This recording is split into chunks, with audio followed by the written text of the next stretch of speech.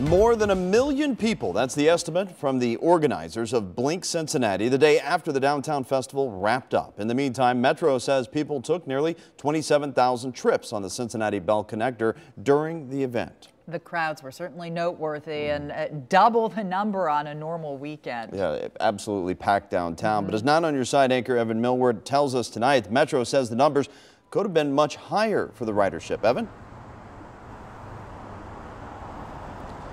Yeah, Craig and Kristen, they built this festival around the streetcar route, so you can consider Blink a streetcar shakedown. How well would it perform with record-setting crowds all along its route? Well, one thing they learned is when you had that many people and bumper-to-bumper traffic like this, the length of that route, the streetcar comes to a crawl. These events aren't going to survive with the type of traffic patterns that we have now. Consistently, they're not going to survive. Perhaps the only bad thing anyone has had to say about Blink was this. People are going to be fed up with it, get impatient, you know, and just say, I'd rather stay away from downtown. It's too clogged up. Cam Hardy decided to walk the Blink installations until it was time to go home. Then the president of the Better Bus Coalition got stuck. And it took me 37 minutes to get from right here at 5th and Main to Main and Liberty. He says that's normally a 10-minute bus ride. He's continuing to push for transit-only lanes and updated signals downtown.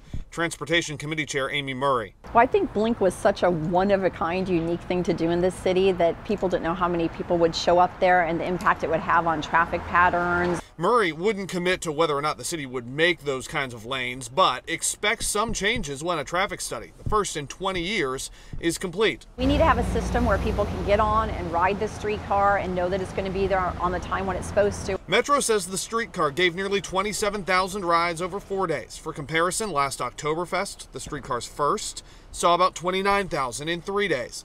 Memorial Day and Thanksgiving holiday weekends have seen in the 11 to 13,000 range. The congestion may have slowed down some of the ridership just because, we're stuck in traffic. We can't move as fast as we, would have liked to. Crowds and a crash caused a 3.5-hour shutdown Thursday, too. But Blink was also a viral hit with thousands of tweets and Instagram posts, many pointing out how packed the streetcar was all weekend.